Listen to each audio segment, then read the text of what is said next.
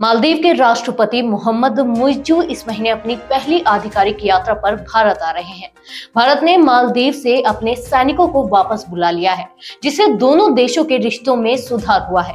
मालदीव ने चीन के साथ भी व्यापार और निवेश संबंधों को बढ़ावा देने के लिए समझौते किए हैं। आज की रिपोर्ट में हम बात करेंगे कि भारत मालदीव के रिश्ते पहले से कितने बेहतर हुए हैं और मालदीव का आर्थिक हालात पर क्या कहना है। नमस्कार, मैं विजयश्री स्वागत करती हूँ आपका यूबी न्यूज में, जहां हम न सिर्फ खबरें लाते हैं बल्कि उसका बारीक और सटीक विश्लेषण भी करते हैं। भारत और मालदीव के रिश्ते पहले से बेहतर हुए हैं। भारत ने अपने सैन्य कर्मियों को वापस बुला लिया है। ये सैनिक भारत सरकार के राहत हेलीकॉप्टरों और विमानों का संचालन करते थे। इनकी जगह अब नागरिक कर्मचारी काम कर रहे हैं। इससे दोनों देशों के बीच उच्च स्तरीय दौरे फिर से शुरू हो गए हैं। मुइज्जू ने भारत से अपने सैनिकों को वापस बुलाने पर जोर दिया था। उन्होंने कहा था कि वह किसी भी देश को मालदीव के संप्रभुता में हस्तक्षेप करने या उसे कमजोर करने की अनुमति नहीं देंगे। हालांकि भारत और मालदीव के रिश्तों में आई नजदीकी चीन से दूरी बनाने की कीमत पर नहीं आई है।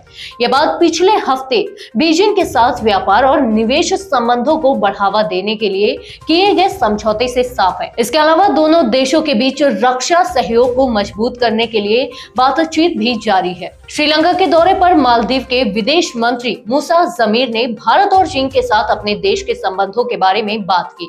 उन्होंने स्वीकार किया कि मुइज्जू द्वारा भारतीय सैनिकों को वापस भेजने के प्रयासों के बाद भारत के साथ संबंधों में चुनौतियां आई थी। एक मालदीवियन अखबार ने जमीर के हवाले से कहा, हमारी सरकार की शुरुआत में हमें कुछ खट्टे मीठे अनुभव हुए, आप जानते हैं। उन्होंने कहा कि भारतीय सैनिकों की वापसी के बाद ये गलतफहमियां दूर हो गई हैं। दिलचस्प बात यह है कि जिस दिन मुइज्जू के कार्यालय ने भारत यात्रा की घोषणा की, उसी दिन मालदीव के मीडिया ने यह भी बताया कि इस साल की शुरुआत में प्रधानमंत्री नरेंद्र मोदी के बारे में अपमानजनक टिप्पणी करने वाले 2 मंत्रियों ने सरकार से इस्तीफा दे दिया है। जमीर ने कहा, चीन और भारत दोनों के साथ हमारे अच्छे संबंध है और दोनों देश मालदीव का समर्थन करना जारी रखते हैं।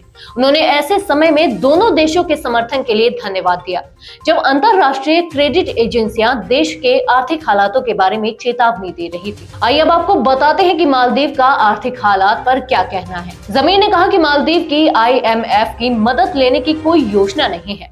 उन्होंने अपने देश के सामने मौजूदा आर्थिक चुनौतियों को अस्थायी बताते हुए खारिज कर दिया। उन्होंने कहा, हमारे द्विपक्षीय साझेदार हैं जो हमारी आवश्यकताओं और हमारी स्थिति के प्रति बहुत संवेदनशील है। मुझे नहीं लगता कि यह ऐसा समय है जहां हम अभी IMF के साथ जुड़ेंगे। हमारे सामने जो समस्या है वह बहुत अस्थायी है, क्योंकि वर्तमान में हमारे भंडार में गिरावट आई है। तो यह थी हमारी आज की खास रिपोर्ट। आपको ये कैसी लगी, अपने विचार हमसे साझा करें। वीडियो को लाइक शेयर करें, साथ ही चैनल को सब्सक्राइब करें। यूबी न्यूज लाता रहेगा आपके लिए देश विदेश से जुड़ी ऐसी ही तमाम खबरें। तब तक के लिए धन्यवाद।